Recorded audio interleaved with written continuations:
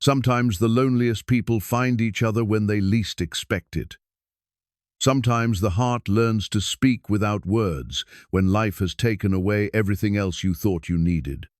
In Colorado Territory, Nora Whitman tends her small homestead alone after fever took her parents. She's learned that survival means keeping quiet and working hard. Asa Kane has lived 15 years in the mountains, trapping and hunting, speaking only to his horse. When winter fire destroys his cabin, desperation brings him to her door. What she offers isn't charity, it's a simple bargain between two people who understand that actions matter more than pretty words. But what happens when two souls who've forgotten how to trust discover they might be exactly what the other needs?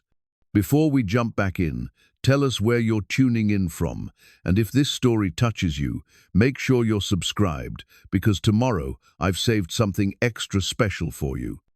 The worn wooden cross above Nora Whitman's kitchen table had lost its shine 3 winters ago.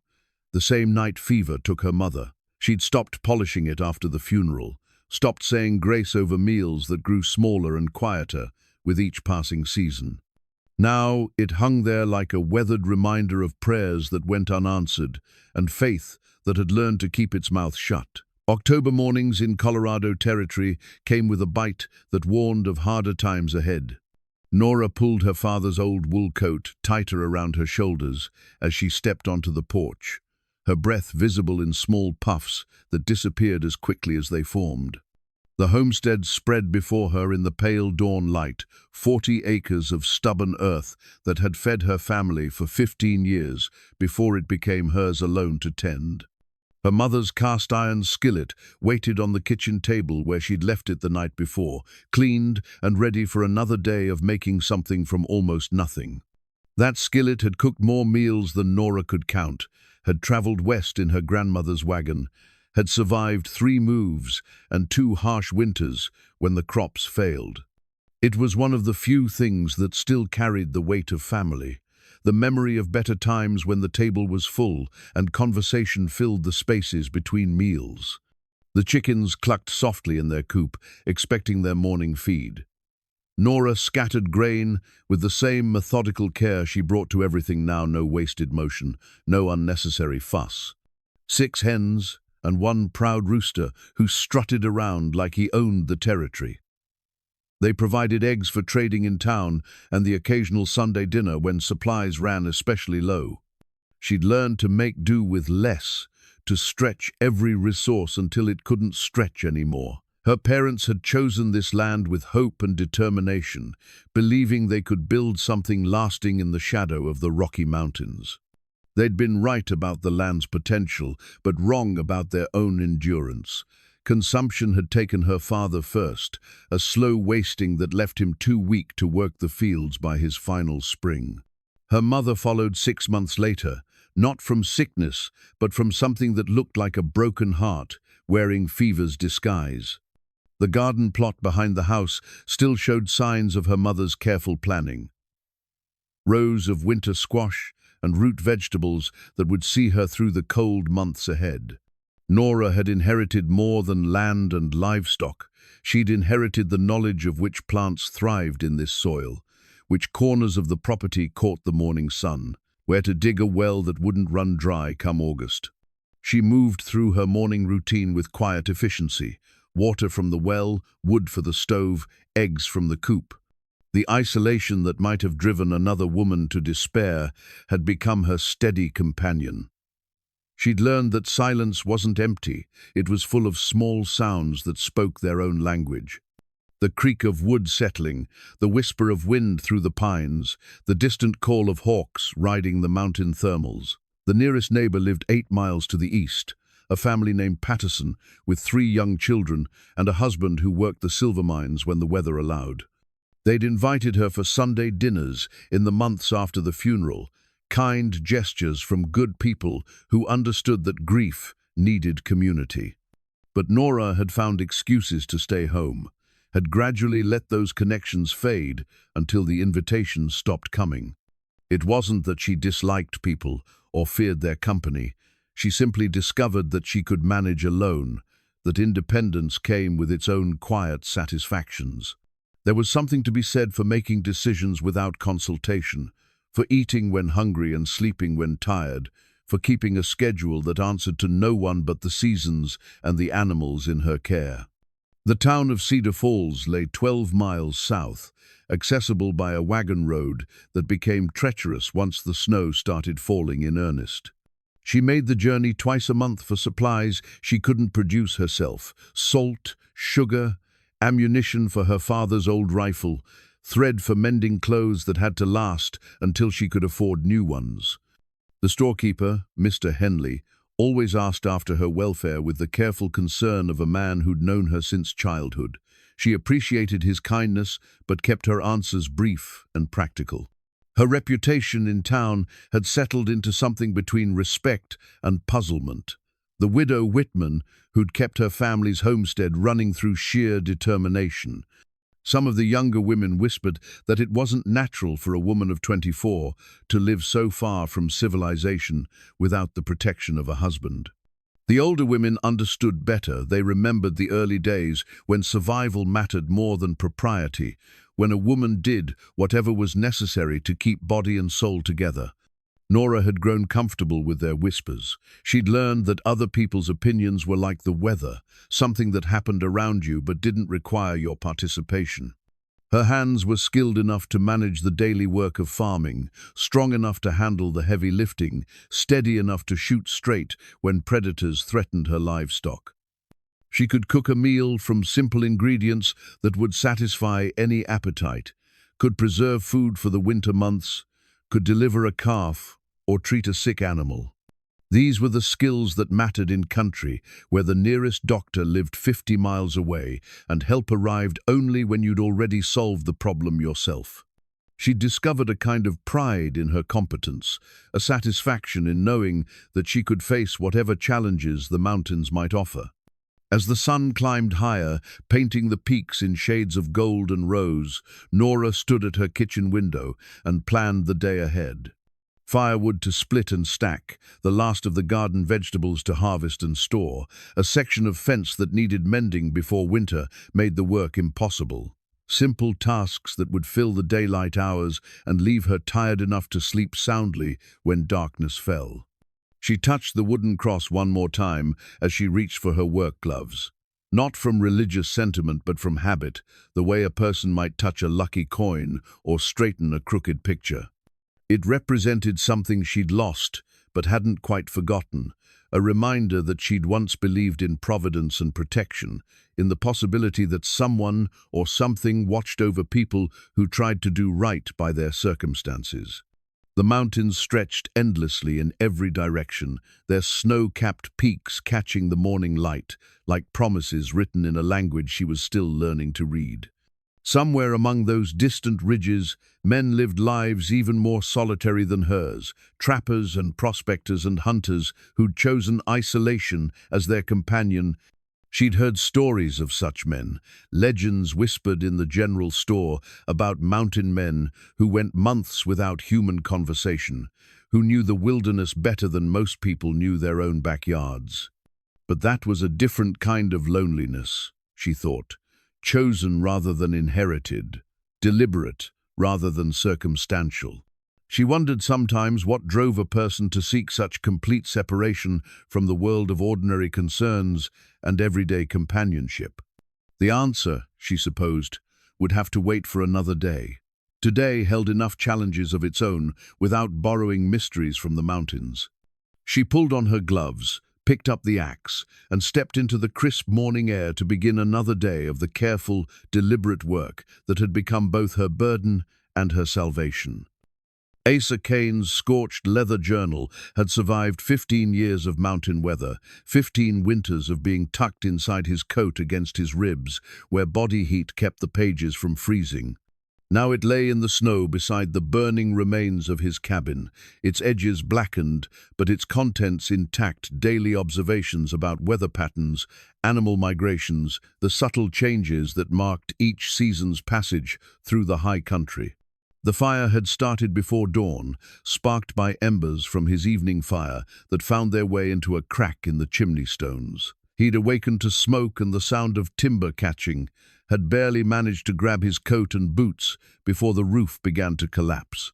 Everything else, his traps, his winter supplies, the modest furnishings that had made the cabin home, fed the flames that now painted the mountainside in shades of orange and red. He stood in the bitter November cold, watching 15 years of careful accumulation disappear into ash and memory. The storm that had been threatening all week finally broke overhead, fat snowflakes mixing with smoke and falling sparks. Nature's way of making sure the fire wouldn't spread, but also ensuring that any hope of salvaging shelter from the ruins would be buried under snow before daylight fully arrived. Asa had always prided himself on being prepared for mountain emergencies. He knew where to find shelter, how to survive with minimal supplies, which paths remained passable even in the worst weather. But this fire had caught him in the worst possible moment, late in the season when travel became treacherous, too far from any town to reach safety before the storm made the journey impossible. His horse, a sturdy paint mare named Dolly, stood tied to a pine tree 30 yards from the cabin, snorting nervously at the smoke and flames. She'd carried him through country that would break a lesser animal, had navigated mountain trails that existed more in memory than in any recognizable path. Now she represented his only realistic chance of reaching shelter before the cold and snow could claim what the fire hadn't destroyed. He picked up the journal and brushed snow from its cover. The leather was warm to the touch, heated by proximity to the flames. Inside, page after page recorded the patient observations of a man who'd learned to read the mountain's moods like a farmer reads the sky for signs of rain. When the high country would be passable, when the game would move to lower elevations, when the first serious snows would close the passes until spring. According to his own careful notes, this storm would dump 3 feet of snow before it finished. The temperature would drop below zero and stay there for days. Any man caught in the open without proper shelter would be dead before the weather cleared. The nearest trading post lay 2 days hard riding to the north, across country that became impassable once the snow started accumulating in earnest. But there was another option, one he'd noted in passing during his occasional trips to town for supplies. A small homestead in the valley below, perhaps 6 hours' ride if he pushed hard, and the trail stayed clear. He'd seen smoke from its chimney during his hunting trips, had observed the neat lines of its fences and the orderly arrangement of its buildings. Someone lived there year-round, someone who'd chosen to make a life in country that tested every decision with the possibility of death. Asa had spent 15 years avoiding such places, steering clear of the complications that came with neighbors and the obligations of community. After what happened in Laramie, after the badge and the mistakes that followed, he'd chosen the mountains precisely because they offered complete separation from the world where people made demands and expected answers. The high country had been his sanctuary, a place where a man could live by his own judgment and answer to no authority beyond survival. Now that same isolation threatened to kill him. The fire had taken more than his cabin and supplies, it had taken his carefully maintained independence, his ability to live completely apart from the network of mutual dependence that bound most people to their communities. For the first time in 15 years, he needed help from a stranger. He saddled Dolly with hands that had begun to shake from cold rather than adrenaline. The paint mare stood steady despite the nearby flames, trusting his judgment even when that judgment led them into unknown territory. She was a mountain horse, bred for endurance rather than speed, capable of carrying a man through country that would challenge a mule. If anyone could get them to the valley homestead alive, she could. The trail down from his cabin site wound through stands of pine and aspen, following the natural contours of the mountainside. In summer, it was a pleasant ride that offered spectacular views of the surrounding peaks. In a November snowstorm, it became a treacherous passage where a single misstep could send horse and rider tumbling into ravines that wouldn't give up their dead until spring. Asa rode carefully, trusting Dolly's instincts when his own vision failed him in the swirling snow. The storm had moved beyond mere weather into something approaching fury, wind driving the snow almost horizontally across the trail. His coat offered some protection, but he could feel the cold seeping through every gap in his clothing, could feel his fingers growing numb despite the thick gloves. 3 hours into the descent, he began to question the wisdom of leaving the cabin site. Perhaps he could have built some kind of emergency shelter from the ruins, could have found a way to survive until the storm passed. But when he looked back, the mountain had disappeared entirely behind walls of falling snow. There was no going back now, only the hope that his memory of the homestead's location was accurate and that whoever lived there would be willing to help a stranger in distress.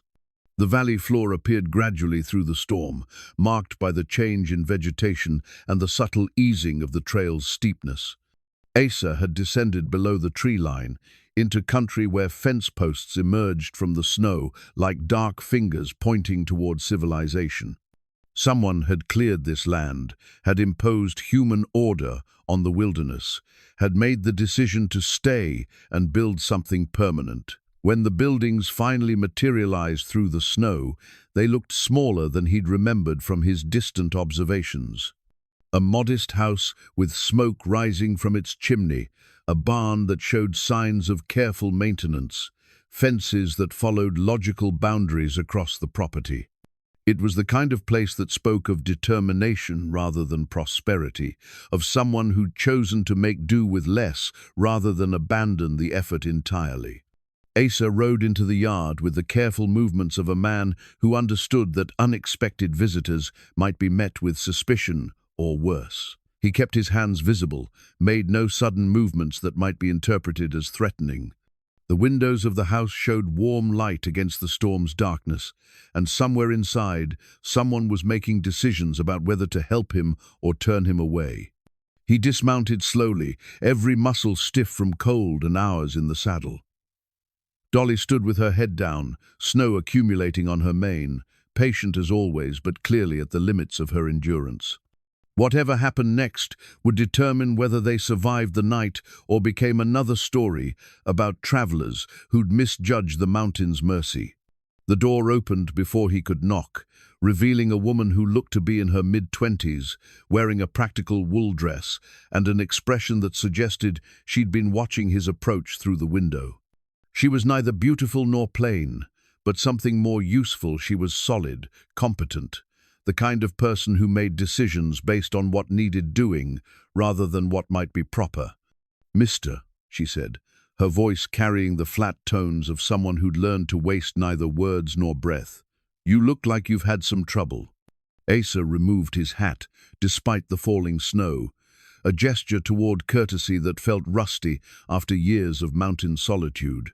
"Yes, ma'am. Fire took my cabin this morning. I was hoping—" "Barn's got room for your horse," she interrupted, already reaching for a coat that hung beside the door. "Get her settled and come inside. This storm's not finished with us yet." He followed her to the barn, grateful for her practical approach to emergencies. No wasted time on questions that could wait until everyone was safe and warm. The barn was clean and well organized, with stalls that showed recent use and feed, stored in quantities that suggested careful planning for winter's demands. As he unsaddled Dolly and rubbed her down with dry straw, the woman, he still didn't know her name, checked the water trough and measured out grain with the efficiency of someone who'd performed these tasks thousands of times. She worked without conversation, but her movements suggested competence rather than unfriendliness. "Name's Nora Whitman," she said finally, once Dolly was settled with feed and water. "This is my place. Asa Kane. I'm obliged for the help." She studied him in the dim light of the barn's lantern, taking measure of a man who'd appeared out of a blizzard asking for charity. He could see her making calculations, how much food she had stored, how long the storm might last, what risks came with sheltering a stranger through the winter months that stretched ahead. "I don't talk much, mister," she said finally, "but I can cook and bear sons." The words hung in the cold air between them, a statement so unexpected that Asa found himself speechless for the first time in memory. It wasn't an offer or a proposal, exactly. but something more practical, a recognition that survival in this country sometimes required arrangements that had nothing to do with romance and everything to do with mutual benefit. "Ma'am?" he managed. "You heard me plain enough," Nora replied, already moving toward the barn door. "Storm's getting worse. We can discuss terms over supper." The wooden spoon Asa carved during his third day at the homestead wasn't fancy work, just a simple utensil shaped from a piece of pine he'd found in Nora's woodpile. But it fit her hand perfectly when she used it to stir the morning porridge, and it didn't scrape against the bottom of her mother's cast-iron pot the way the old metal spoons did. It was his first contribution to her kitchen, his first attempt to make himself useful beyond the basic requirement of not freezing to death. They'd been sharing the small house for a week, and the arrangement had settled into a routine that was careful, polite, and exhausting. Asa slept on the floor beside the fireplace, wrapped in blankets that Nora had produced from some hidden store of household goods. She took the single bedroom, closing the door each night with the quiet firmness of a woman who understood the importance of maintaining boundaries. Conversation remained minimal, limited to practical matters and basic courtesy. She would ask if he wanted coffee with breakfast. He would inquire whether she needed wood split or water hauled. They discussed the weather, the condition of the livestock, the supplies that would need to last until spring. Neither ventured into personal territory, neither asked questions that might require answers about the past or expectations about the future. But beneath the surface politeness, both were learning things they hadn't expected to discover. Nora found herself listening for the sound of his movements in the morning, the quiet way he banked the fire before settling down to sleep. Asa noticed how she hummed almost inaudibly while cooking, how she always set the table with care, even when the meal was nothing more than beans and cornbread. The storm had lasted 3 days, dumping snow that reached nearly to the windowsills and sealing them into an isolation that was complete even by mountain standards. When it finally cleared, the world outside had been transformed into something pristine and treacherous, beautiful and deadly in equal measure. The trail Asa had followed down from his burned cabin was now indistinguishable from the surrounding landscape, buried under snow that wouldn't melt until spring. "Well," Nora had observed, standing at the kitchen window and surveying the changed world, "looks like you're staying for a while." "Yes, ma'am," Asa had replied. "I'll work for my keep. Won't be a burden on your supplies." She'd given him a look that was part assessment, part amusement. "Mister, if I thought you'd be a burden, you'd be sleeping in the barn regardless of the weather." That exchange had marked a subtle shift in their relationship, an acknowledgement that they were no longer dealing with a temporary emergency, but with a winter-long arrangement that would require more than good manners to survive. They were going to be sharing close quarters until the snow melted, sharing meals and chores, and the inevitable friction that came when two people who'd grown accustomed to solitude suddenly found themselves living in each other's constant presence. Asa had begun to understand why Nora had made her remarkable statement about cooking and bearing sons. It wasn't desperation or impropriety. It was a practical woman's recognition that winter partnerships in this country often led to permanent arrangements, that survival sometimes trumped conventional courtship. She was letting him know, in her direct way, that she understood the implications of their situation and was prepared to deal with them honestly. But understanding her logic didn't make the reality any less complicated. Asa had lived alone for so long that he'd forgotten how to modulate his behavior for another person's comfort. He found himself moving too quietly through the house, startling her when he appeared in doorways. He misjudged the timing of meals, finishing his coffee just as she was preparing to clear the table. Small failures of domestic coordination that reminded both of them how out of practice they were at sharing space. The worst moments came in the evenings, when the day's work was finished, and they sat on opposite sides of the fireplace with nothing but the sound of burning wood to fill the silence.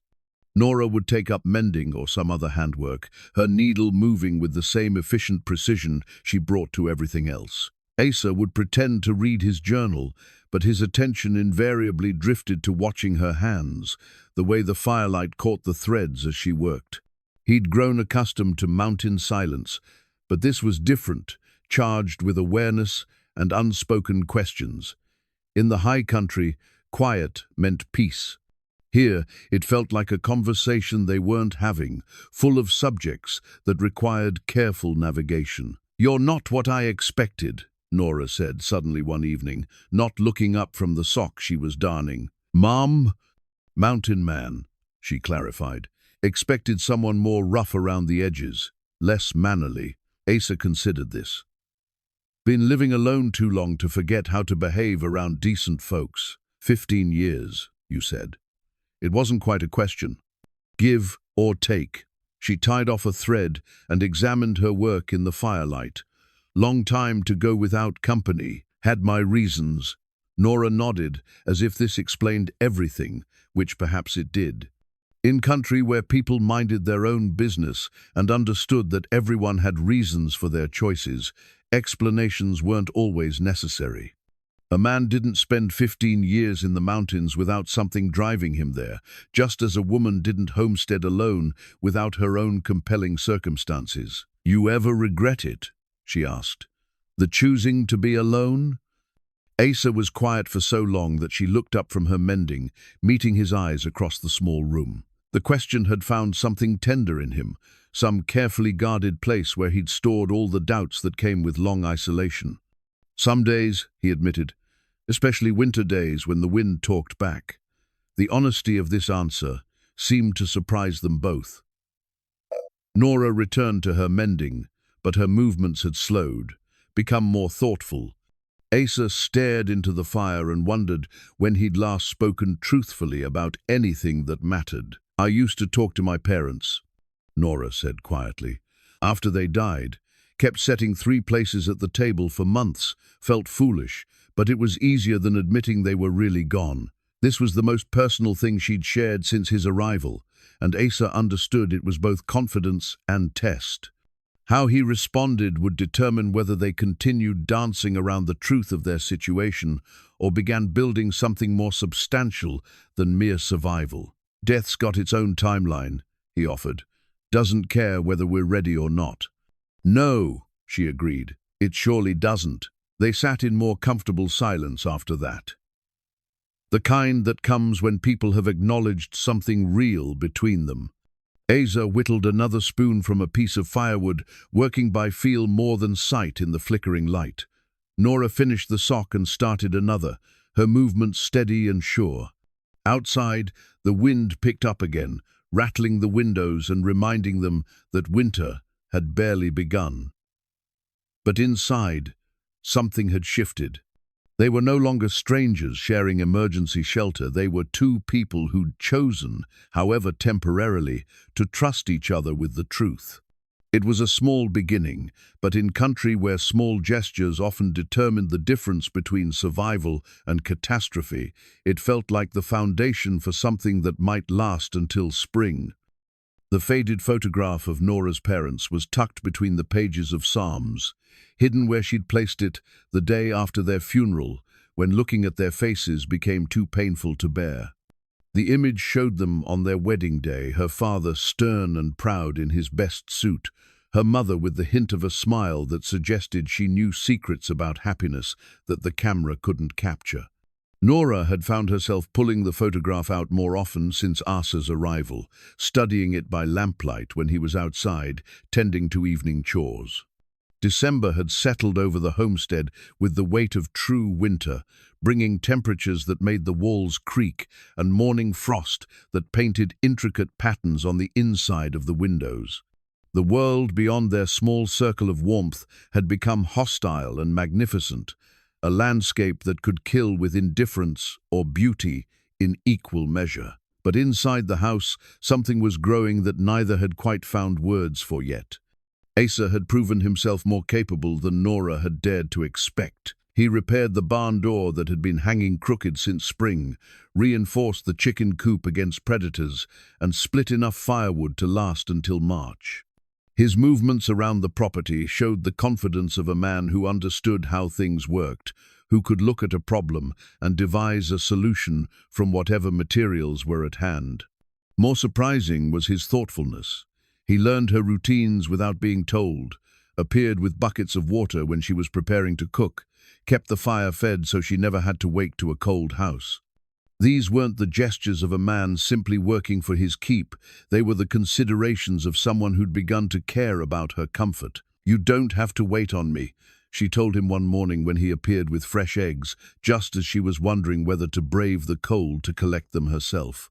"Not waiting on you," he replied, settling into the chair that had become his customary place at the table. "Just seems sensible to do things when they need doing." But they both knew it was more than efficiency. Asa had begun to move through her space with the consideration of a partner rather than a guest, and Nora had stopped feeling the need to monitor his every action. Trust was growing between them, careful and unspoken but real enough to change the feeling of the house. The change was most apparent during their evening conversations, which had grown longer and more personal as December deepened. Asa proved to be a thoughtful listener and a careful speaker, someone who weighed his words before offering them. He told her about the mountains in spring, when wildflowers carpeted the high meadows, and the streams ran clear and cold with snowmelt. She shared memories of her parents, stories about their courtship, and early years on the homestead when everything was struggle and hope in equal measure. "They were happy," she said one night, looking at the photograph by firelight before tucking it back into the Bible. "Not easy happy, they worked too hard for that. But content happy, like they'd found what they were looking for." "Rare thing," Asa observed. "You ever been happy like that? Settled happy?" He was quiet for a long moment, staring into the fire as if the flames might hold an answer. "Thought I was, once, before I understood what it cost."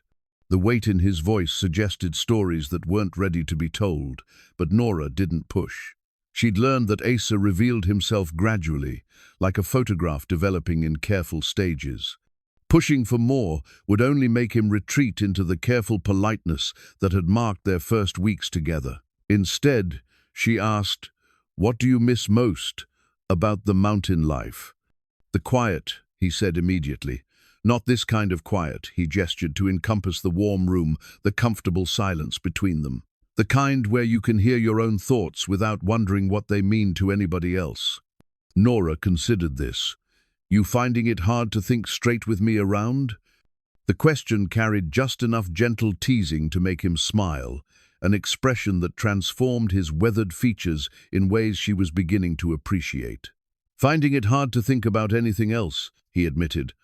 The honesty of this confession hung in the air between them, acknowledgement of something they'd both been feeling, but hadn't named. Nora felt her cheeks warm, but she didn't look away from his steady gaze. "That troubling you?" she asked. "Should it be?" "Depends on what you plan to do about it." This was as close as they'd come to discussing the future that stretched beyond winter's end, the question of whether their arrangement was temporary shelter or the beginning of something more permanent. Nora had thought about it constantly, had lain awake in her narrow bed, imagining what it would mean to share her life with a man who brought coffee to her bedside each morning and carved useful things from scraps of wood. "Haven't figured that out yet," Asa said finally. "Been alone so long, I'm not sure I remember how to be anything else." "I could teach you," Nora offered quietly. "The being with someone part, if you wanted to learn." The offer was as brave as anything she'd ever said, an acknowledgement that she was willing to risk the safety of solitude for the possibility of companionship. She watched his face as he processed her words, saw the moment when hope overcame caution in his expression. "I'd be grateful for the instruction," he said. They didn't touch that night, didn't rush toward any declaration that couldn't be taken back. But something had been settled between them, an understanding that they were no longer simply surviving winter together, but building towards something that might last beyond the spring thaw. The next morning brought the first Chinook wind of the season, a warm current that swept down from the mountains and turned the world temporarily soft.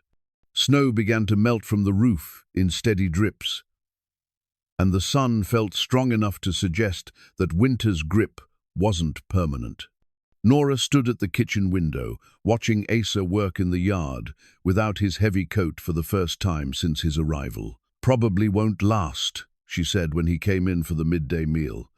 "Weather like this is just winter's way of reminding us what we're missing."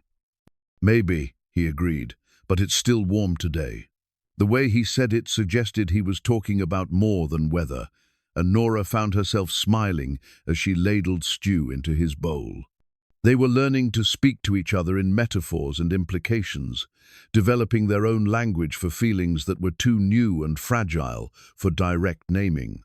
That afternoon, while Asa repaired harness in the barn, Nora allowed herself to imagine what spring might bring. She pictured him helping with the planting, sharing the work that had been hers alone for 3 years.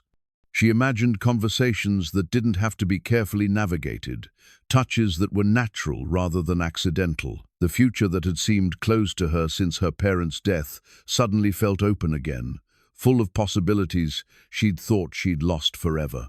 When he came in for supper, Asa found her humming while she worked at the stove, something she'd done before his arrival but had stopped during their careful early weeks together. The melody was one her mother had favored, a gentle tune that spoke of contentment and domestic peace.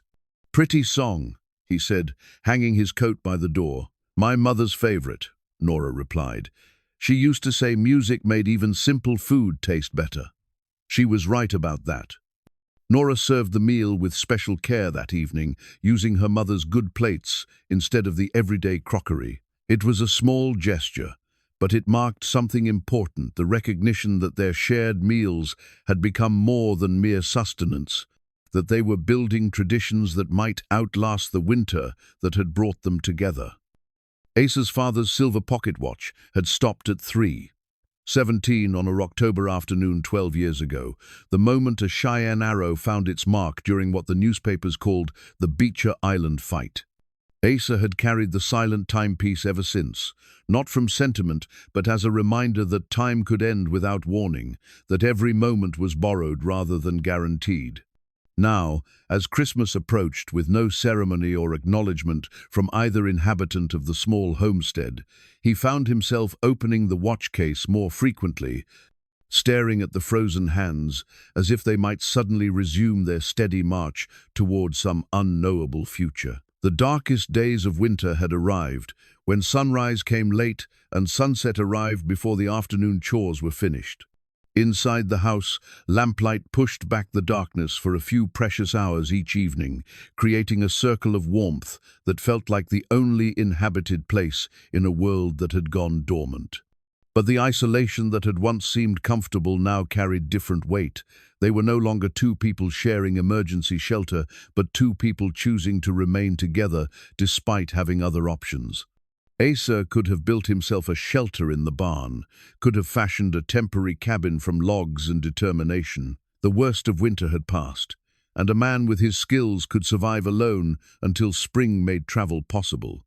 Instead, he'd continued sleeping by her fireplace, continued sharing her meals and her quiet company as if it were the most natural arrangement in the world.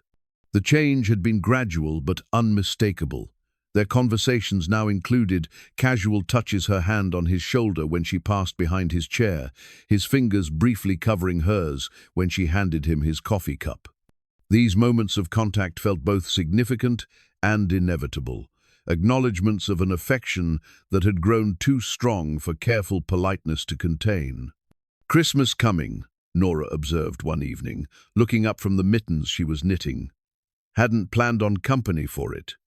"Don't need to make any fuss on my account," Asa replied, though something in his voice suggested he might welcome a little fuss if she were inclined to provide it. "Wasn't planning fuss, just thinking it might be nice to mark the day somehow, make it different from all the others." She'd been considering this for weeks, wondering how to acknowledge the holiday without presuming too much about their relationship. Christmas had always been a family occasion in the Whitman household, marked with special foods and small handmade gifts, traditions that had died with her parents. But perhaps it was time to start new traditions, ones that belonged to the life she was building with Asa. "What did you used to do?" she asked. "For Christmas, I mean. Before the mountains." Asa set down the piece of leather he'd been working, giving her question the consideration it deserved. "Church in the morning, big dinner at my sister's house. Too much food and too many people talking at once. Kids running around, presents wrapped in brown paper and tied with string." The longing in his voice was subtle but unmistakable, memories of connections he'd chosen to abandon when he sought refuge in the high country. Nora found herself wondering about the sister he'd mentioned, whether she still set a place for him at her Christmas table or had finally accepted that he wasn't coming back. "Sounds nice," she said carefully. "The family part, I mean." It was, mostly. He picked up his leatherwork again, but his attention remained divided. "What about you? How did your folks celebrate?" Nora smiled at the memory. "Mama always made sweet bread on Christmas Eve, shaped like a star. Papa would read from Luke while we ate it, about the shepherds and the angel. Nothing fancy, but it felt special, like we were part of something bigger than just our little homestead." They sat in comfortable silence for a while, each lost in memories of Christmases past. Outside, snow began to fall again, fat flakes that caught the lamplight as they drifted past the windows. The storm felt gentle rather than threatening, the kind of snowfall that made the world seem peaceful rather than dangerous. "I could make the sweet bread," Nora said suddenly, "if you'd like. Got enough flour and eggs, and I remember Mama's recipe." The offer was more significant than it might have seemed to an outsider. She was proposing to share her most precious family tradition with him, to create new memories that would overlay the old ones. It was a gesture of inclusion that went beyond mere hospitality. "I'd be honored," Asa said, and meant it. Christmas Eve arrived clear and cold, with stars so bright they seemed to snap in the crystalline air. Nora had spent the afternoon preparing, mixing dough and shaping it into the six-pointed star that her mother had taught her to make. The bread baked to golden perfection, filling the small house with aromas that carried the weight of memory and promise in equal measure. Asa had contributed his own surprise, a small wooden box he'd carved from pine, sanded smooth, and fitted with a hinged lid. It was simple work but beautifully proportioned, the kind of useful beauty that spoke of patience and care. He'd intended it for her sewing supplies, but when he presented it Christmas morning, it felt like something more personal, more permanent. "It's beautiful," Nora said, running her fingers over the smooth wood. "You didn't have to—" "Wanted to," he interrupted gently. "Wanted you to have something that was just yours." The statement carried implications that went beyond the simple gift, suggestions about permanence and belonging that neither had been willing to voice directly. Nora understood that the box was more than a container for thread and needles. It was a promise that he saw himself as part of her future, that he was thinking beyond winter's end. Her own gift was more practical but no less meaningful, a new shirt she'd sewn from fabric saved from her mother's trunk, cut to fit his broad shoulders and long arms. She'd worked on it during the hours when he was outside, measuring it against his coat to ensure the fit would be correct. "Been needing a new shirt," he said, holding it up to the light to examine her careful stitching. "This one's better made than anything I could buy in town." They shared the sweet bread by lamplight, reading the familiar story from Luke, while snow continued to fall outside their windows. The words carried different meaning now than they had when Nora heard them as a child. The themes of unexpected arrival, of strangers finding shelter, of ordinary people discovering extraordinary grace in their daily circumstances. When the reading was finished, they sat closer together than usual, Nora's shoulder touching Asa's arm as they watched the fire burn down to coals. The silence between them had grown comfortable over the winter months, but tonight it carried new weight, charged with awareness of how completely their lives had become intertwined. "Been thinking," Asa said quietly, his voice barely audible above the crackling logs, "about what comes after winter." Nora felt her heart speed up, but she kept her voice steady. What about it? Could build a proper cabin come spring. Nothing fancy, but bigger than what I had before. Room for two people to live without getting in each other's way. The proposal was characteristically practical, focused on logistics rather than sentiment.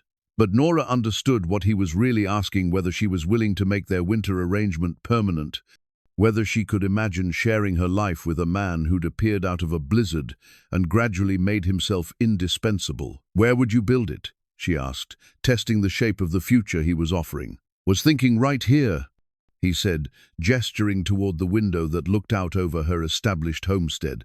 Add on to what you've already got. Make it bigger without losing what's already good about it. The metaphor wasn't lost on either of them. He was proposing to expand her existing life rather than asking her to abandon it, to build on the foundation she'd already established rather than starting over in some new location. It was exactly the kind of practical romanticism that had characterized their entire relationship, grounded in reality, but reaching towards something better. I'd like that, Nora said simply. The building onto what's already here.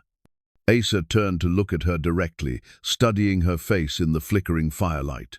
When he reached for her hand, the gesture felt both inevitable and momentous, the natural conclusion of weeks of growing closeness. Happy Christmas, Nora, he said softly. Happy Christmas, Asa. When he kissed her, it was with the gentle certainty of a man who'd found what he'd been looking for without ever knowing he was searching. Nora responded with equal tenderness, tasting the promise of a future that stretched beyond winter's end, beyond the careful boundaries they'd maintained for so long. Outside, the snow continued to fall, blanketing their small world in pristine silence. But inside, two people who'd learned to survive alone were discovering the different kind of strength that came from choosing to build something together.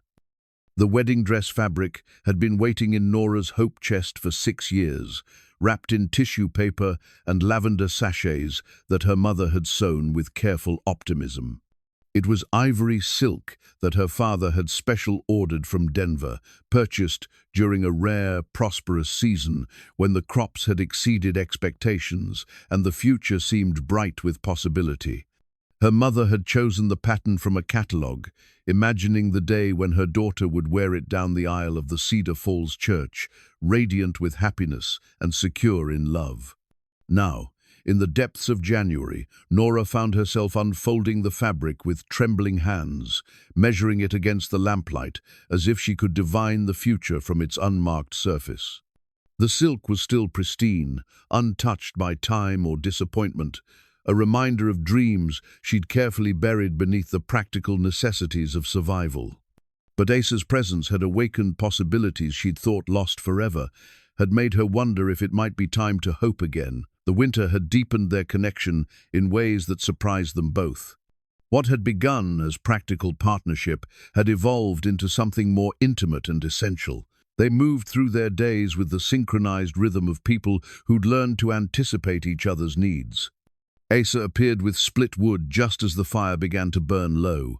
Nora had coffee ready when he returned from the morning chores, strong and hot the way he preferred it. But it was more than mere efficiency. They'd begun to sleep closer together, Asa's bedroll positioned near enough to the bedroom door that they could hear each other's breathing through the thin wall. Sometimes Nora would wake to find him sitting by the dying fire, watching the door to her room, as if protecting her dreams. Sometimes he would wake to the sound of her moving quietly through the kitchen, making tea when nightmares about her parents' deaths chased away peaceful sleep. The physical closeness they'd established was careful but unmistakable. Asa would brush snow from her shoulders when she came in from feeding the chickens. Nora would straighten his collar before he headed out to check the livestock. These small intimacies felt both natural and significant, acknowledgments of an affection that had grown too strong for casual friendship to contain.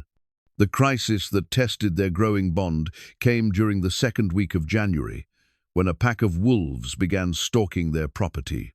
Nora woke one morning to find tracks in the snow around the chicken coop, large paw prints that spoke of predators desperate enough to venture close to human habitation. Two of her best laying hens had disappeared during the night, taken with the silent efficiency that marked wolf kills. "They'll be back," Asa said grimly, studying the tracks with the eye of a man who'd spent years reading the wilderness for signs of danger. "Pack this size won't be satisfied with chickens. They're hungry enough to try for the livestock." The threat was serious enough to require decisive action. Wolves could destroy her small farm in a matter of nights, killing not just for food, but from the predatory instinct that drove them to eliminate anything that seemed vulnerable. Nora had faced predators before: bears, mountain lions, coyotes, but never a coordinated pack large enough to pose a sustained threat. Asa's response revealed skills that went beyond ordinary mountain craft.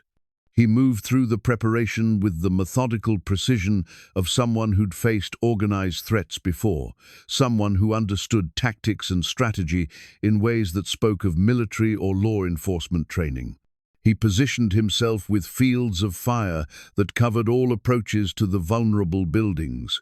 He calculated ammunition needs and escape routes with the thoroughness of a professional. "You've done this before," Nora observed, watching him check the loads in his rifle with practiced efficiency. "Different circumstances," he replied carefully. "Same principles." She didn't push for details, but the glimpse of his hidden competence both reassured and puzzled her.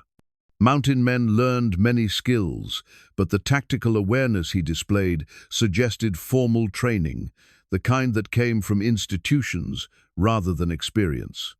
It was another piece of the mystery that surrounded his past, another hint that his 15 years of isolation might have been driven by more than simple preference for solitude. The wolves returned the second night, moving through the darkness with the coordination of experienced hunters. Asa was ready for them, positioned where he could cover both the barn and the chicken coop from a single vantage point. The first shot echoed across the valley like thunder, followed immediately by the yelp of a wounded animal. The pack scattered but didn't retreat, circling at the edge of the lamplight, like shadows testing the boundaries of human determination. Nora found herself beside him without conscious decision, her father's shotgun steady in her hands despite the adrenaline that made her heart race. She'd never faced predators in coordinated battle, but she understood instinctively that their small homestead represented everything worth defending, that losing to the wolves would mean losing the foundation of the life they were building together. "Second one coming around the barn," Asa murmured, his voice steady despite the tension. "Can you take him?" "Yes," Nora replied, surprised by her own certainty. The shotgun's roar was different from the sharp crack of Asa's rifle, a deeper sound that seemed to shake the ground beneath their feet. The wolf dropped immediately, and the pack's formation wavered. They were learning that this prey could fight back, that the easy meal they'd anticipated came with costs they hadn't calculated. The battle lasted less than an hour, but it felt like a lifetime. When the surviving wolves finally disappeared into the darkness, 3 of their pack lay dead in the snow, and the threat to the homestead had been definitively answered. Nora and Asa stood together in the sudden silence, breathing hard from exertion and the aftermath of shared danger. "We make a good team," Asa said quietly, checking his rifle before allowing himself to relax. "Yes," Nora agreed, "we do." But the words carried implications that went beyond their tactical coordination. They had faced a serious threat together and emerged victorious, had protected something valuable through mutual effort and shared courage. The experience had revealed depths of trust and partnership that mere conversation could never have established. When Asa reached for her hand in the darkness, the gesture felt like a natural extension of everything they'd just shared. When Nora stepped closer to him, close enough that he could feel her warmth despite the cold air, it was with the certainty of a woman who'd found the man she wanted to stand beside through whatever challenges might come. "Nora," he said, her name carrying weight that had nothing to do with the wolves or the danger they'd just faced. "I know," she replied, understanding what he was trying to say without needing the words spelled out. Their first real kiss happened against the backdrop of victory and relief, tasting of adrenaline and possibility. It was the kind of kiss that acknowledged everything that had been growing between them throughout the winter, the patient affection that had developed into something deeper and more essential. When they finally separated, both understood that they'd crossed a threshold that couldn't be uncrossed. "The fabric in my hope chest," Nora said suddenly, the words tumbling out before she could reconsider them. "It's for a wedding dress. Been saving it since I was 18. Asa studied her face in the starlight, reading the meaning behind her unexpected confession. "That's so. Thought you should know. In case you were wondering about my intentions." The directness of this statement was pure Nora, no coy games or indirect suggestions, just honest acknowledgement of what she wanted and the courage to ask for it directly. It was one of the things he'd come to love about her, the way she met life with straightforward determination. "Been wondering about mine too," he admitted. "Whether I've got the right to make intentions about a woman like you. What kind of woman am I? The kind who deserves better than a man with too much past and not enough future." Nora considered this carefully before responding. "Maybe that's for me to decide. The deserving part." They talked until dawn, sharing stories that revealed more about their true selves than all their careful winter conversations combined. Asa told her about the badge he'd worn, the mistakes that had driven him to the mountains, the reasons he'd thought he could never return to civilized life. Nora shared her fears about loneliness and failure, her dreams of family and belonging, her growing certainty that love was worth risking everything for. When the sun finally rose over their small valley, painting the snow-covered peaks in shades of gold and rose, they were sitting close enough together that their breath mingled in the cold air. The wedding dress fabric was no longer a symbol of buried dreams, but of possibilities that stretched toward a future they were finally brave enough to envision together. The wanted poster bore the name Marshall Asael Garrett in bold letters beneath a sketch that captured Asa's features with disturbing accuracy. Below the drawing, the reward, amount $500, testified to the seriousness of whatever crimes had driven him to fake his own death and disappear into the mountains. The paper was weathered but still legible, carried in the saddlebags of men who'd ridden through a late February blizzard with the single-minded determination of professional bounty hunters. Spring had come early to the valley, melting snow into rushing streams and coaxing the first wildflowers from the warming earth. Nora and Asa had spent the morning discussing plans for expanding the garden, their conversation full of easy intimacy and shared purpose. They'd grown into their partnership with the natural grace of people who'd found exactly what they needed in each other, their winter courtship blossoming into the kind of love that felt both inevitable and miraculous. The riders appeared just as Asa was returning from checking the fence line, three hard-faced men who sat their horses with the casual confidence of people accustomed to getting their way through violence. They'd positioned themselves strategically, blocking the main approach to the house while maintaining clear sightlines to the barn and outbuildings, professional positioning that spoke of experience in capturing dangerous fugitives. "You folks wouldn't happen to know a man called Asael Garrett, would you?" the leader called out, his voice carrying the flat authority of someone who asked questions but rarely accepted evasive answers. Used to be a federal marshal before he got himself killed down in New Mexico territory. Nora felt the blood drain from her face as she recognized the implications of the question. Beside her, Asa had gone absolutely still, his hand moving automatically toward the rifle that leaned against the porch railing. The gesture was subtle, but unmistakable to men who made their living reading such signs. "Can't say that I have," Nora replied carefully, her voice steady despite the fear that was building in her chest. "Don't get many visitors up here, especially this time of year."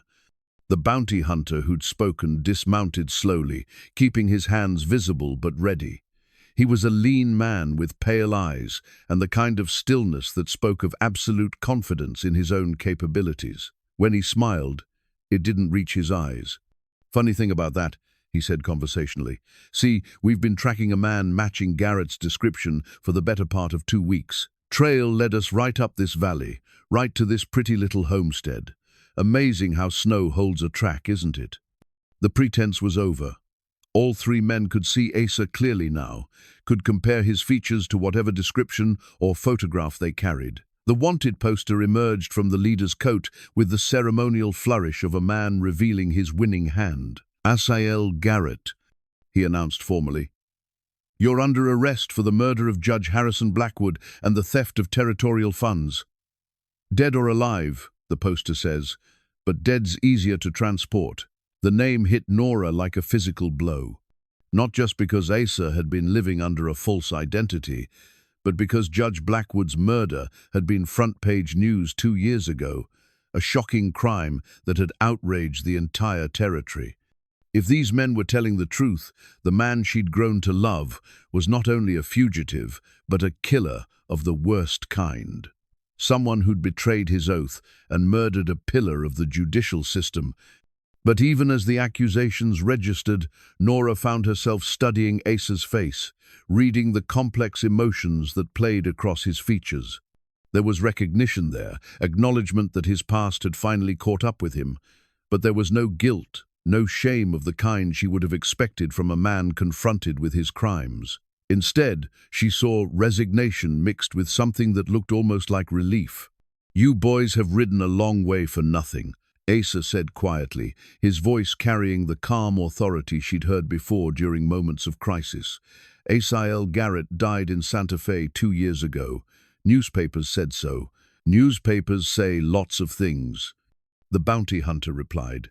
But bodies don't usually walk around afterward, building cozy little homesteads with pretty women. Makes a man wonder what else might be fiction. The conversation had the ritualistic quality of a dance both sides had performed before. The hunters knew they had their man, and Asa knew his years of hiding were over. What remained was the question of how the capture would unfold, whether it would end in surrender or violence. There's a woman here, Asa said, his tone shifting to something harder, more dangerous. Whatever business you think you have with me, she's got no part in it. Depends on how cooperative you decide to be, Marshal, or should I say, former Marshal. The title struck Nora like another revelation. Not just a lawman, but a federal marshal, someone who'd held real authority, real responsibility. The man she'd fallen in love with wasn't just hiding from his past. He was hiding from a past that included badges and courtrooms and the kind of crimes that made territorial headlines. Nora, Asa said without taking his eyes off the bounty hunters, go inside. Whatever happens here, you stay inside until it's finished. But Nora had no intention of abandoning him to face this alone. She'd stood beside him against wolves and winter storms, had shared his bed and his secrets and his dreams for their future together. If these men wanted to take him, they'd have to go through her to do it. I'm not leaving, she said firmly, moving to stand beside him despite the danger. The lead bounty hunter laughed, a sound without humor.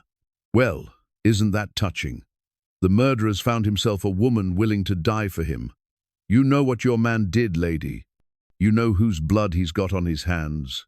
I know he's not the man you're describing, Nora replied with more certainty than she felt. Whatever happened, whatever you think he did, there's more to the story. There always is, the hunter agreed. But the only story that matters is the one written on this warrant. $500, says Asa Garrett, killed Judge Blackwood in cold blood and stole $20,000 in territorial silver. $500 says he's coming back to Santa Fe with us, one way or another. Asa was silent for a long moment, studying the 3 men who'd come to collect him. When he finally spoke, his voice carried the weight of decisions made and prices accepted.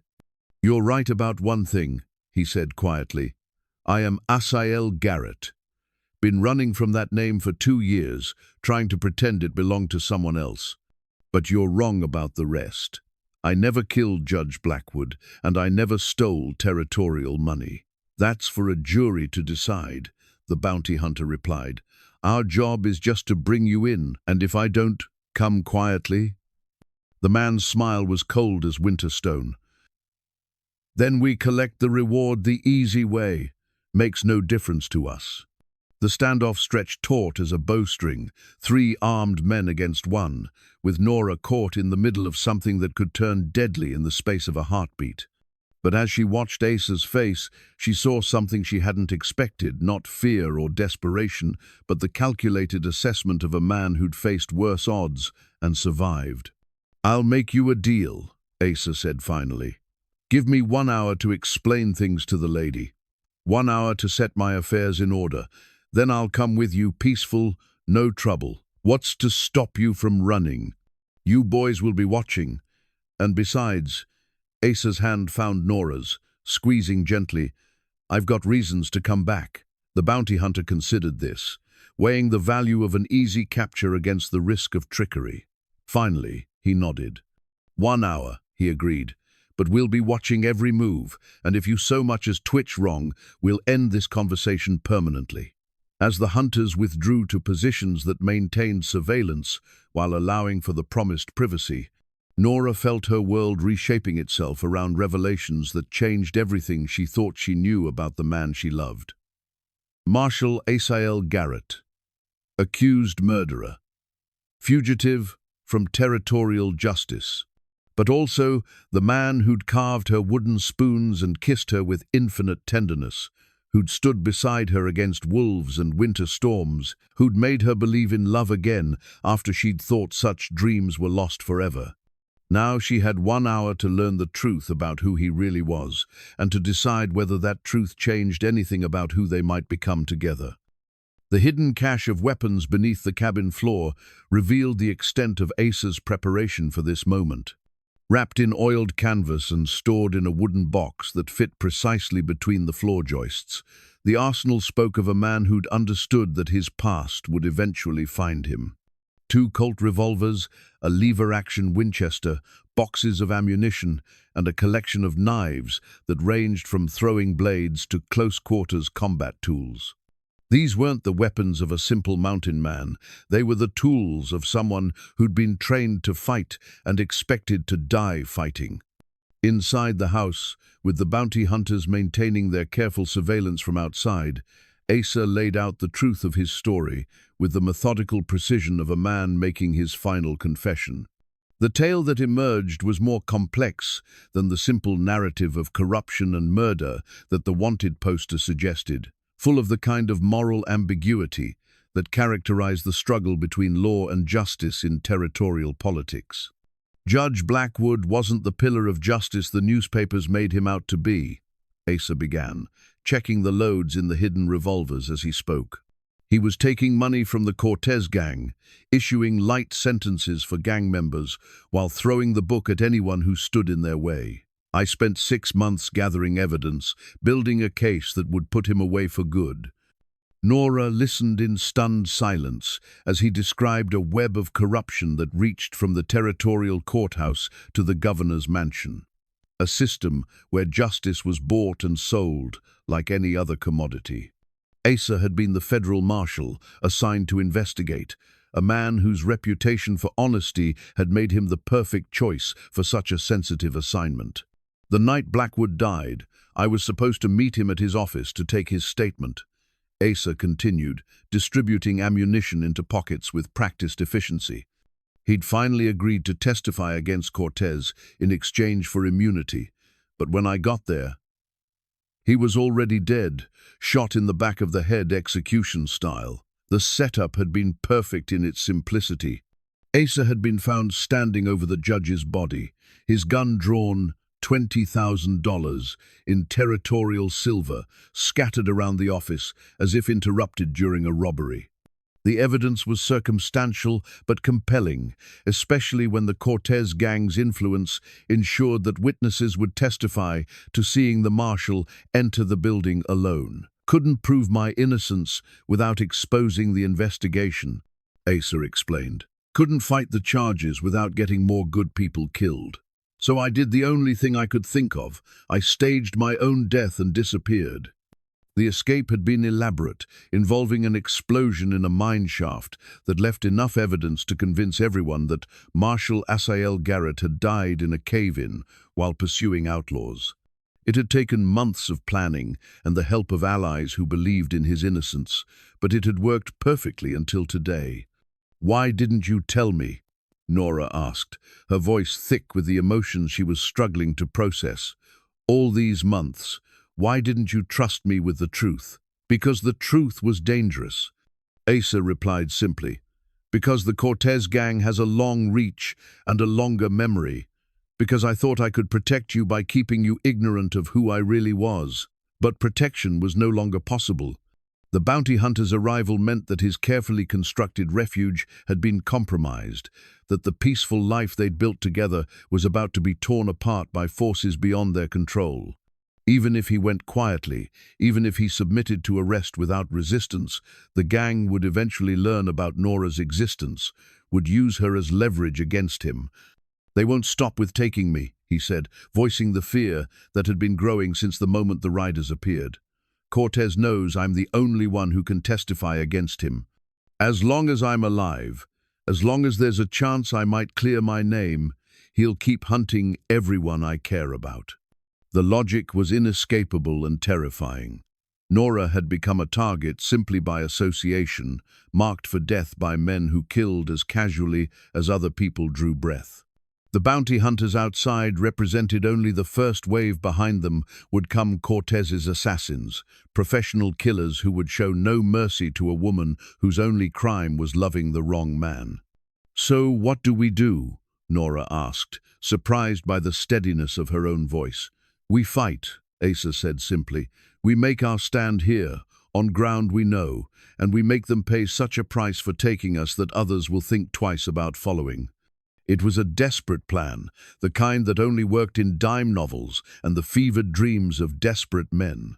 3 professional bounty hunters against 2 people who'd never fought a coordinated battle together. But it was also their only chance, the only option that offered even the possibility of survival with dignity intact.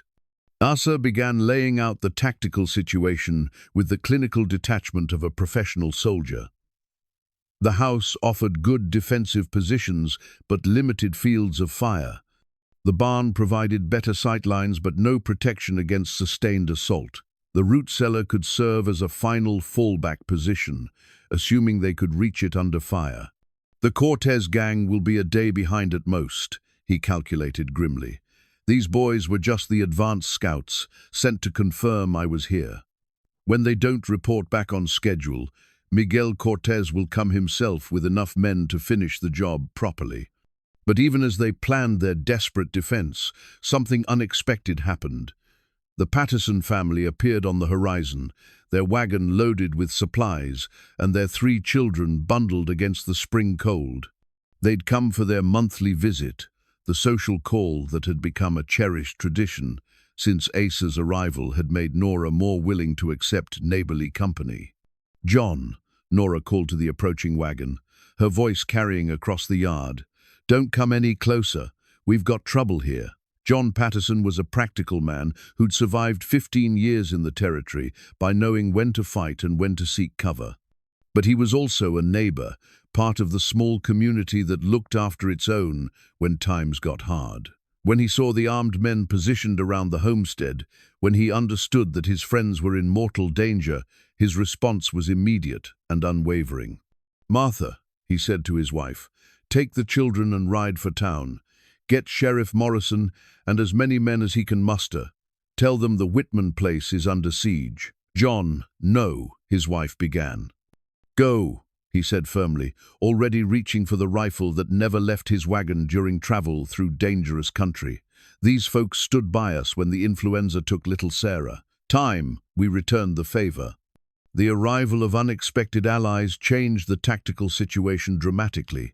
Instead of 2 against 3, they now had 3 defenders who knew the terrain and were fighting for their homes and families. It wasn't much, but it was enough to make their desperate plan slightly less suicidal. "Much obliged, John," Asa called, his voice carrying genuine gratitude. "This isn't your fight." "Hell it isn't," Patterson replied, taking position behind his wagon with the practiced movements of a man who'd fought Indians and outlaws during the territory's wilder days. Any man who'd winter with the widow Whitman and not take advantage is good enough for me. These boys can go to hell." As Martha Patterson's wagon disappeared toward town, carrying word of their siege to whatever authorities might respond, the three defenders settled in to wait for the assault they knew was coming. The bounty hunters had withdrawn to reconsider their position, faced with unexpected resistance from people who should have been easy prey. But in the distance, dust clouds marked the approach of more riders, the main force that would determine whether their desperate stand would end in victory or death. Miguel Cortez was coming, and with him the reckoning that Asa had been avoiding for 2 years. "Whatever happens," Asa said quietly, checking his weapons one final time, "I want you to know that these months with you have been the best of my life, worth everything that's coming." Nora squeezed his hand, feeling the calluses that spoke of honest work and gentle care. "Then we'd better make sure we survive to enjoy a few more." The sound of approaching hoofbeats grew louder, and the final battle for their freedom began. The Homestead's bell had called neighbors to barn raisings and harvest festivals, had marked celebrations and mourned the passing of friends who'd made their final journey to the small cemetery outside Cedar Falls. Now Nora rang it with desperate urgency, its bronze voice carrying across the valley like a cry for help that might or might not be answered. The sound echoed off the mountain walls and faded into silence, leaving only the thunder of approaching hoofbeats to mark the arrival of Miguel Cortez and his gang of killers. Dawn was breaking over the eastern peaks when the riders appeared, 12 hard men who sat their horses with the casual confidence of those who'd made killing their profession. They spread out across the valley floor with military precision, cutting off all escape routes while maintaining careful distances that would make coordinated defense difficult. These weren't the opportunistic outlaws that plagued most frontier settlements.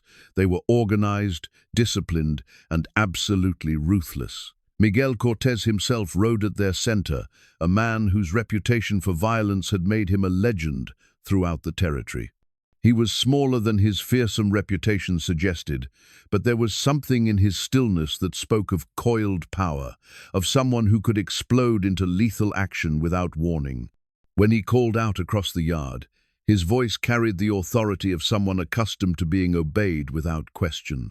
"Marshal Garrett," he announced formally, "you've caused me considerable inconvenience. Time to settle accounts." Asa positioned himself at the house's front window, his Winchester steady against the sill as he surveyed the overwhelming force arrayed against them. 12-3 were impossible odds, but the alternative to fighting was execution for himself, for Nora, for John Patterson, whose only crime had been showing loyalty to friends in trouble. "Cortez," Asa called back, his voice carrying across the morning air with the clear authority of his former office. "You're a long way from your usual territory.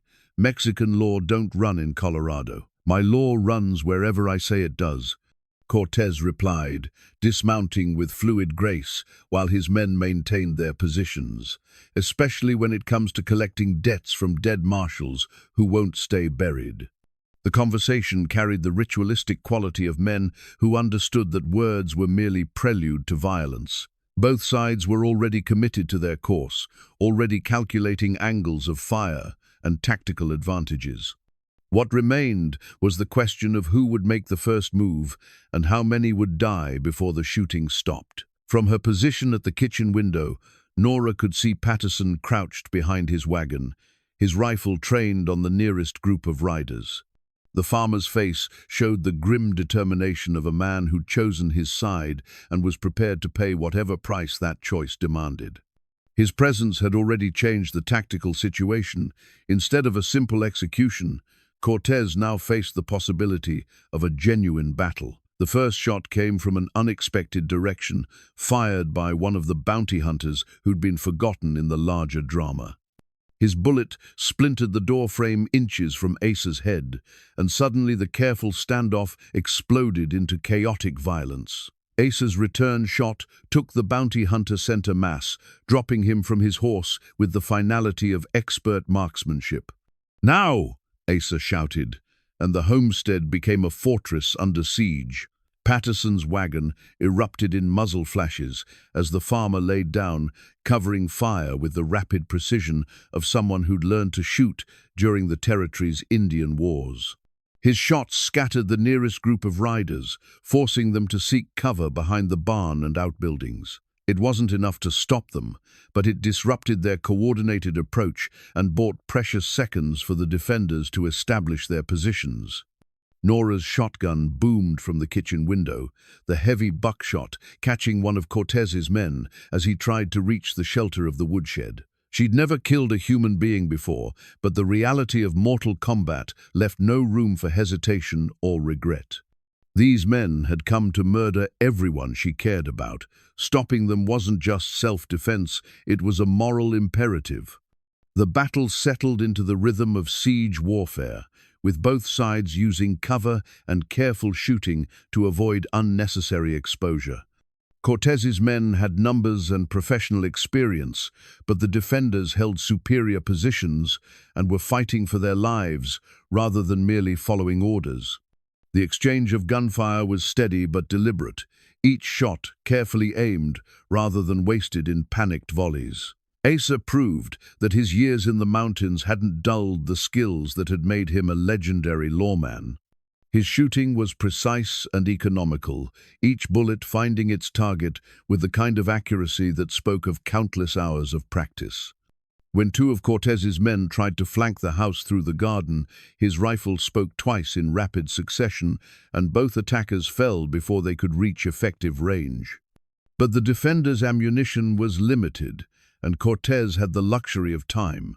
He could afford to maintain the siege for hours or even days, wearing down their resistance through attrition.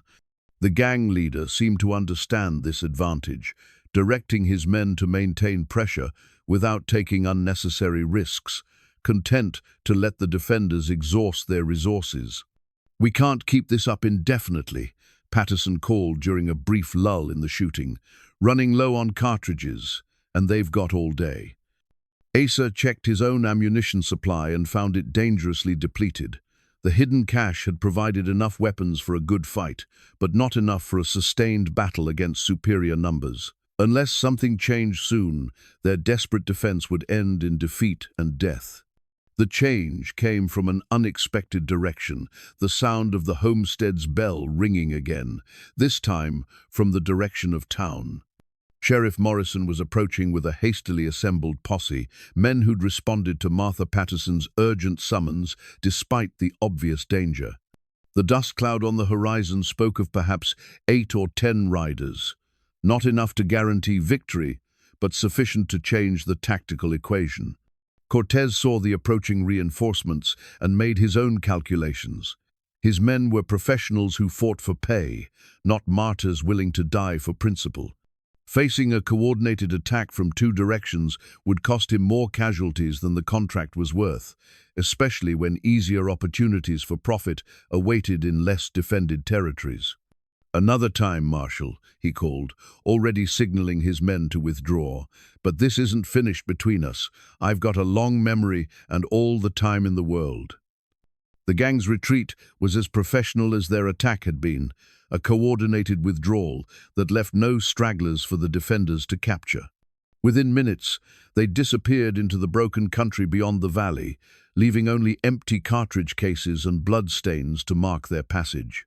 But as the immediate danger receded, Asa slumped against the window frame, his shirt darkening with blood from a wound that had gone unnoticed during the intensity of battle. The bullet had found the gap between house logs, carving a furrow along his ribs that was painful but not immediately life-threatening. "Asa!" Nora cried, abandoning her position to reach his side. "You're hit!" "Just a scratch," he insisted, though his pallor suggested otherwise. "Seen worse." The arrival of Sheriff Morrison and his posse brought both relief and complications. The immediate threat was over, but Asa's true identity was no longer secret. The wanted poster still carried its $500 reward, and territorial law still demanded that he answer for Judge Blackwood's murder, regardless of his protestations of innocence. As Nora pressed cloth against his bleeding ribs, Asa looked into her eyes and saw his own fears reflected there. They'd survived the battle, but the war for their future was just beginning. Nora's mother's wedding ring caught the afternoon light as she wrapped it around her finger for the first time, the simple gold band that had waited in her jewelry box for 3 years, finally finding its purpose. She wore it now as she tended Asa's wound, the ring symbolizing her commitment to stand by him regardless of what the law or territorial politics might demand. If they were going to face whatever came next, they would face it as husband and wife, bound together by more than mere affection. Sheriff Morrison proved to be a different kind of lawman than Asa had expected, a man whose weathered face spoke of decades spent distinguishing between legal technicalities and actual justice. He studied the wanted poster with the careful attention of someone who'd seen enough corruption to question official narratives, especially when those narratives came from territories where gang influence ran deep. "This warrant's from Santa Fe," Morrison observed, settling into a chair at Nora's kitchen table while his deputies secured the scene outside. "Judge Blackwood's murder made headlines up here too. Shocking thing, federal marshal turning bad like that." "Except I didn't turn bad," Asa said quietly, wincing as Nora cleaned the bullet graze along his ribs. "I was investigating Blackwood's connection to the Cortez gang when someone decided to make me the scapegoat for his murder." Morrison's expression remained neutral, but something in his eyes suggested he was listening with more than professional interest. "That's a serious accusation, Mr. Garrett. Got anything to back it up besides your word?" Asa directed him to the hidden cache beneath the floorboards. Not for weapons this time, but for documents he'd preserved from his investigation. Wrapped in oiled cloth alongside the guns were letters, financial records, and witness statements that painted a damning picture of corruption reaching from Santa Fe to the territorial capital. "Took me 6 months to gather this evidence," Asa explained as Morrison examined the papers. Blackwood was taking money from Cortez in exchange for light sentences on gang members. The night he died, he'd finally agreed to testify in exchange for immunity.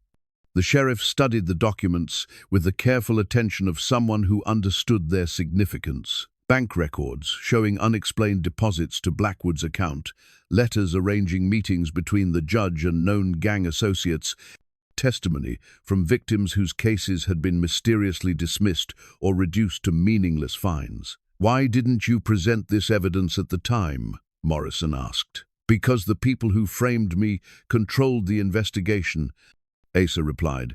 "Because half the territorial government was bought and paid for by Cortez money.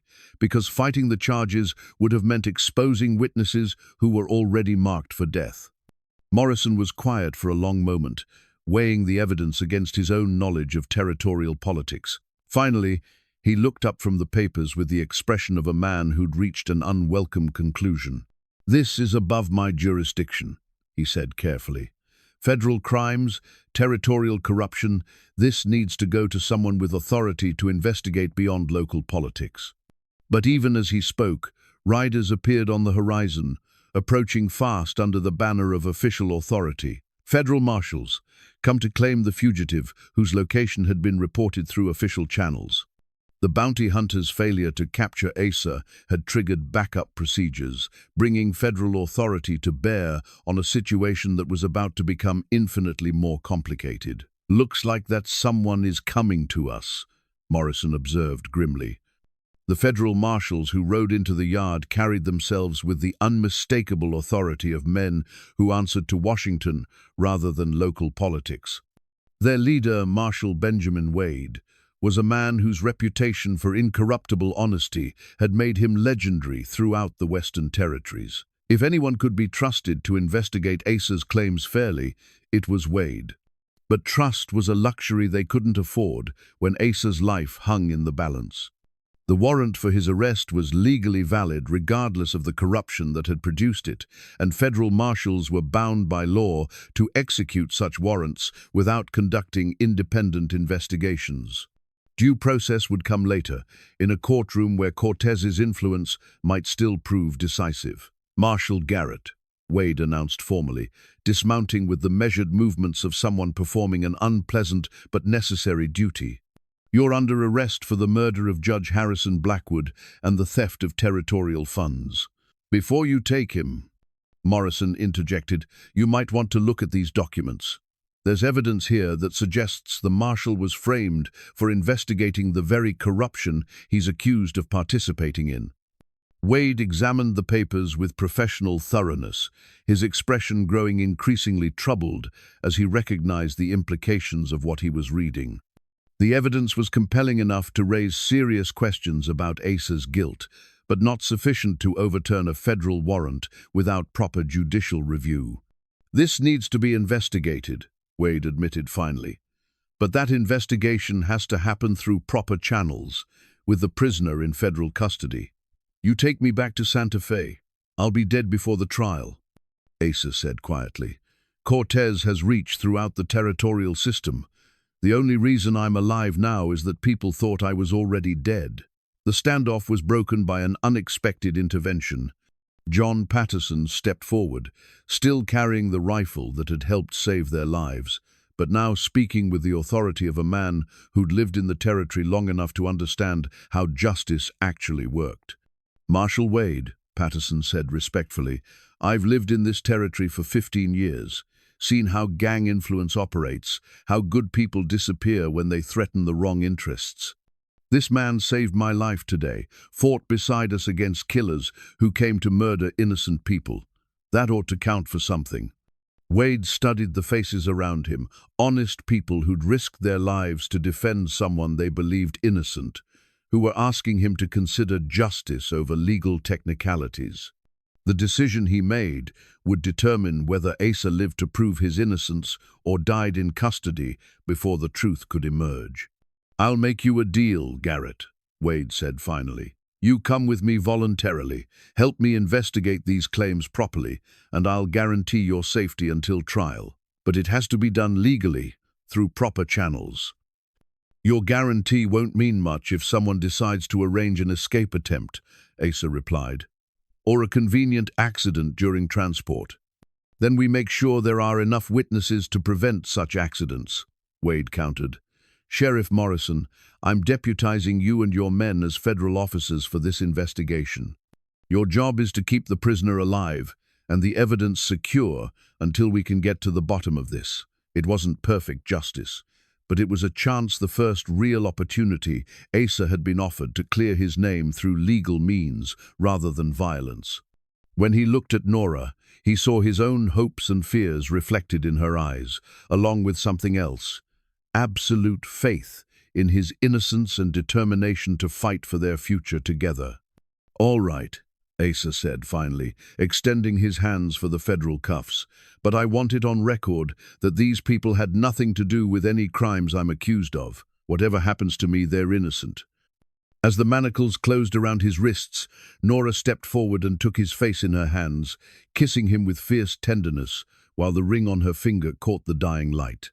It was a promise and a pledge, a declaration that their love was stronger than federal warrants or gang threats or the complicated machinery of territorial justice. "I'll be waiting," she whispered against his lips. "However long it takes, I'll be waiting." The federal marshals led him away as the sun set behind the mountains, but for the first time in 2 years, Asa Kane Marshal Asa Garrett was riding toward hope rather than running from despair. The child's cradle that Asa built during his recovery was fashioned from mountain pine he'd selected himself, each piece chosen for its grain and strength, sanded smooth enough that tiny fingers would find no splinters to mar their exploration of the world.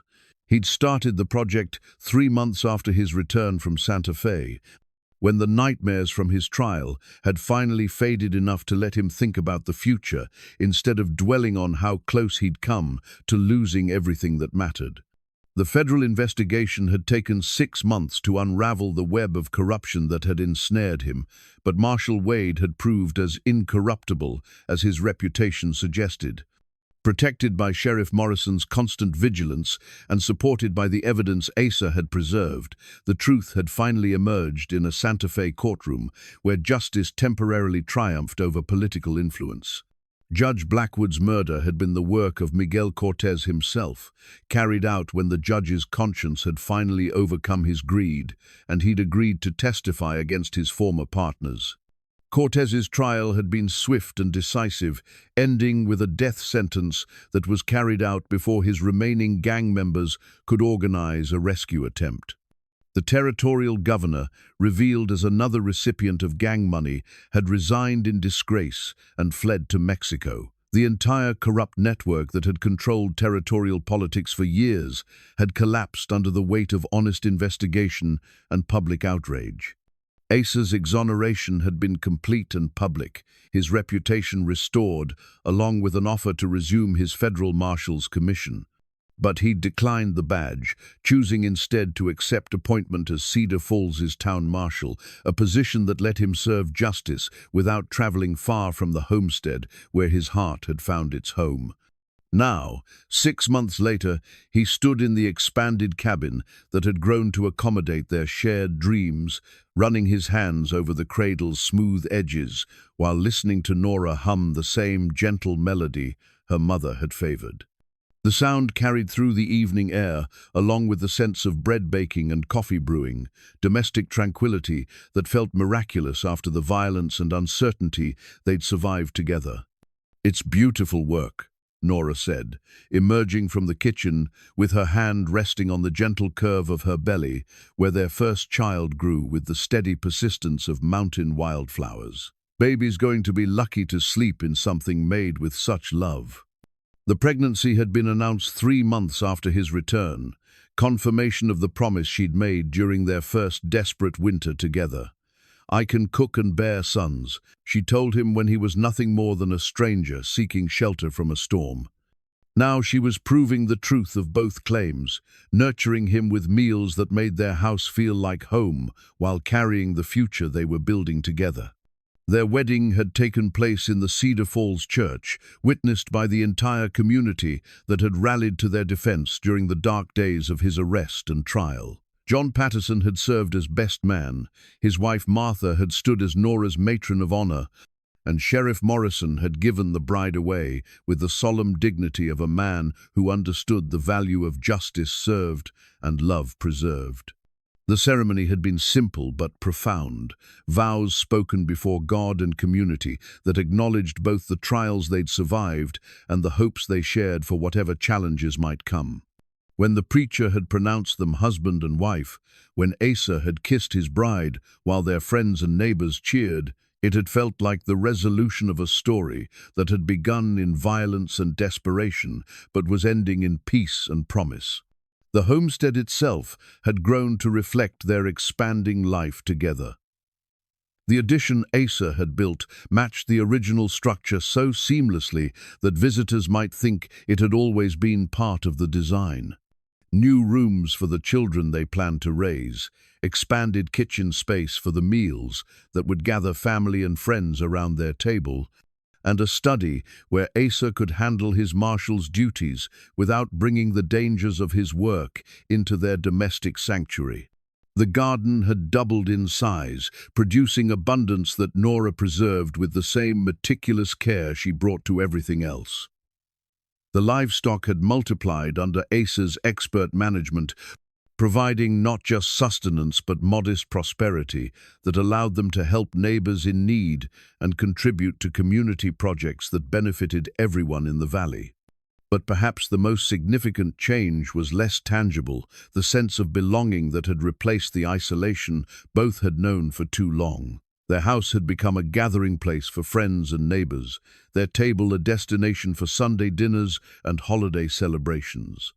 They discovered that love shared with others multiplied rather than diminished, that opening their hearts to community had enhanced rather than threatened their private happiness. "Been thinking about names," Nora said, settling into the rocking chair that Asa had crafted during the early weeks of her pregnancy. "If it's a boy, I'd like to call him David, after my father." "David Garrett," Asa tested the sound of it, finding it solid and promising. "Good strong name for a boy who'll grow up free. And if it's a girl?" "Your choice," he said, kneeling beside her chair to place his hand over hers on her belly. Long as she's healthy and happy, the name won't matter much."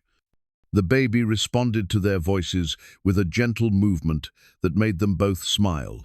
Early communication from the child, who would carry their story into the next generation. This little one would grow up knowing security and love, would never have to wonder whether home was a place worth defending or whether family was something that could be trusted to endure. As autumn painted the mountains in shades of gold and crimson, as the first gentle snows dusted the peaks that surrounded their valley, Nora and Asa settled into the rhythm of a life built on foundations strong enough to support whatever storms might come. They'd learned that love was both refuge and fortress, both comfort and courage, both sanctuary and strength. The worn wooden cross still hung above their kitchen table, but it no longer represented loss and abandoned faith. Instead, it had become a symbol of providence and protection, a reminder that sometimes the things we think are endings are actually beginnings in disguise. Sometimes the strangers who appear in our storms turn out to be the answers to prayers we didn't know we were praying. On quiet evenings when the work was done and the fire burned low, they would sit together in their expanded home, reading or talking or simply enjoying the comfortable silence of people who'd found exactly what they needed in each other. Outside, the mountains stood eternal and watchful, their snow-capped peaks catching starlight like promises written in a language both ancient and immediate. And in the cradle beside their bed, soon there would be the gentle breathing of new life. The next chapter in a story that had begun with loneliness and fear, but had grown into something beautiful and lasting. They'd learned that sometimes the best things come disguised as disasters, that sometimes the love we need most arrives when we're least prepared to recognize it. The mountain winds still spoke their seasonal messages, still carried news of weather and change across the high country. But now Asa and Nora listened together, no longer isolated in their separate struggles, but united in their shared understanding that home wasn't a place you found, it was a life you built with someone worth building it for. Their story would continue through all the seasons ahead, through the children who would fill their house with laughter and purpose, through the years that would silver their hair and deepen their understanding of what it meant to love someone completely. But this moment, this perfect evening peace, was the foundation upon which all their tomorrows would rest. Sometimes the loneliest people find each other when they least expect it. Sometimes the heart learns to speak without words when life has taken away everything else you thought you needed. And sometimes, if you're very lucky, the stranger who appears in your storm turns out to be the person you were always meant to find.